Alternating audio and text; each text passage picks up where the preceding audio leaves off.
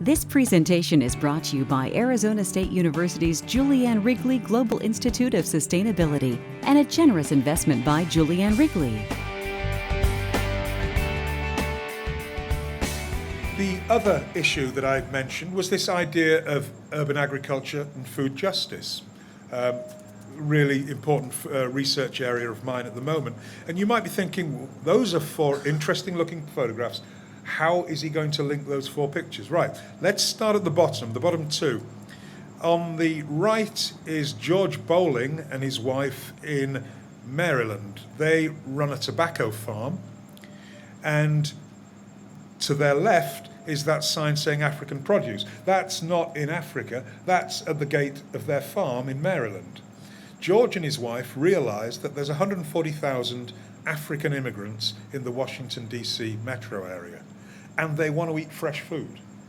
So George and his wife have started looking at what will grow in their farm in Maryland. And they're gradually cutting back on the tobacco farm, and they're working with the African community to find out what will grow. And they've got a great business with people coming out in the cars to pick stuff and to take it home. And I put this here for two main reasons. Number one, this is a new entrepreneurial opportunity. Selling culturally appropriate foods. But the second point, and the point I really want to make here, and it's a challenge to a lot of you, what is local? The Africans that eat the food that is grown in Maryland think that that's local food. But that's not necessarily what the local food movement, the Whole Foods movement or the Whole Paycheck movement, that's not what they see as local. My point here is we're going to have to be a lot more careful about what we say is local, because the Filipino people who live in San Diego, they see their food as local. The Chinese Canadians who farm, 15% of farmers in the Greater Vancouver region are Chinese Canadians. They see their food as local. So there's this concept of trans-localism, I think, that is important. And if we are not to reject and become an exclusive movement for alternative foods, then we're going to have to start being reflexive and saying, hey, maybe local is how people define local, and that it's not necessarily a geographic notion of locality. So again, I think there are some challenges we need to make to the ways we've been thinking about some of the main issues, like notions of local food. And it's going to be a tough one for a lot of people, but if we want to have a more inclusive movement, we're going to have to think more broadly about some of the ideas that we've put forward. The two pictures at the top are related. The top right is New Roots, which is one of 50 immigrant farms across the nation. Tufts University in Boston, my university, we run one. And these are farms for new immigrants to learn about farming in different regions of the United States.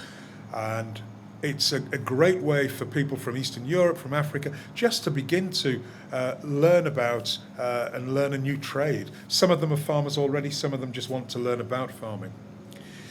The top left is very interesting.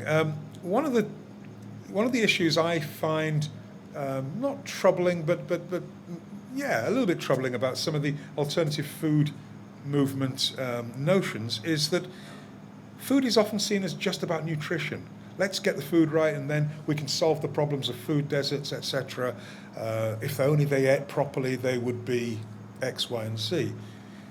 It's about so much more than nutrition. Food is about celebration. Food is about performance. Food, for those two women there, is about what's called auto-typography.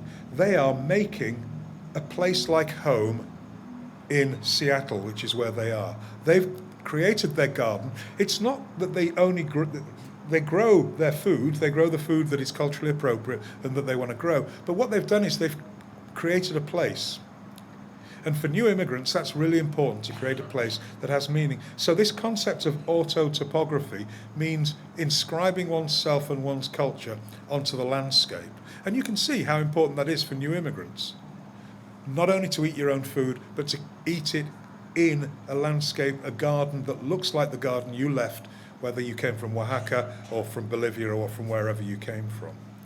So I just put that out there. In urban agriculture, we have the beginnings of a just sustainability, but we have to think differently about agriculture. We have to think differently about the local. We have to think about food as not just being a nutritional thing.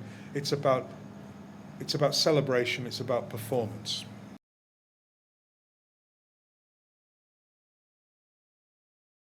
This presentation is brought to you by Arizona State University's Julian Wrigley Global Institute of Sustainability for educational and non-commercial use only.